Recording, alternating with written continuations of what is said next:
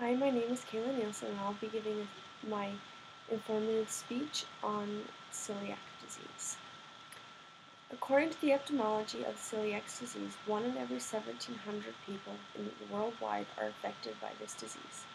Celiac is a reaction to wheat proteins and not to be mistaken as the same as having a wheat allergy. Celiac is an autoimmune disorder of the small intestine in the body.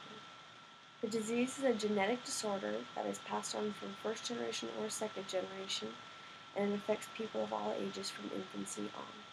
The disease is caused by a reaction to gluten, which is the protein found in wheat, and also grains like rye and barley.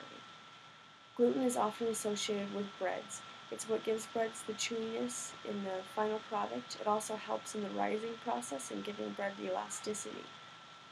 Symptoms of having celiac disease are discomfort in the digestive tract, chronic constipation, diarrhea, fatigue, also having pale, loose stool, failure to gain weight.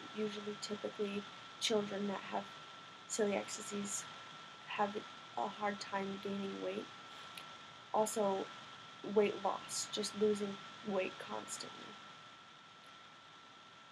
There's only one known effective treatment is having a lifelong gluten-free diet.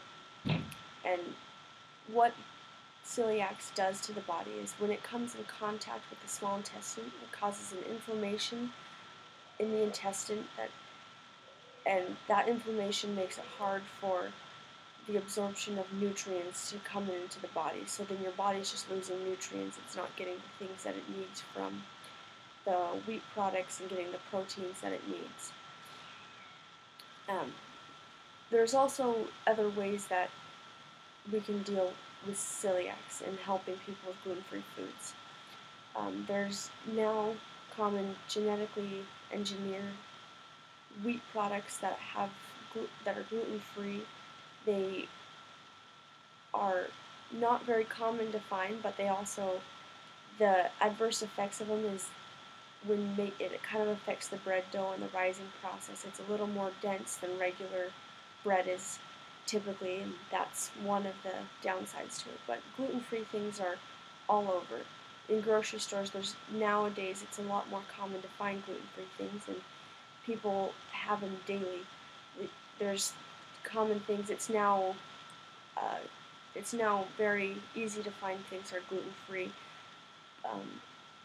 Brands and companies pride themselves in being gluten-free or having things. Restaurants, it's become a lot more popular to have gluten-free things, to have certain areas of the restaurant that only deal with gluten-free things, just so there's no cross-contamination between any of the foods or anything. So living with celiac today is a lot easier than it was a few years ago. It wasn't even until the 1940s when people realized that it was a wheat base.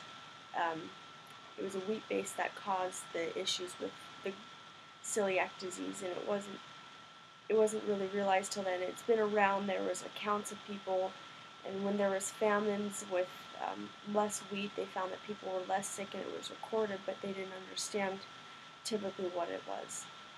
So with these advancements, it makes it a lot easier and a lot more dealable with people that have the disease. So many things are now available for people with celiac, and it just helps them to be able to eat normal, to be pretty much normal, and to be able to eat the typical things that everyone eats. And this speech, I think, is very good to use today because as it being May 1st, May is actually designated as Celiac Awareness Month.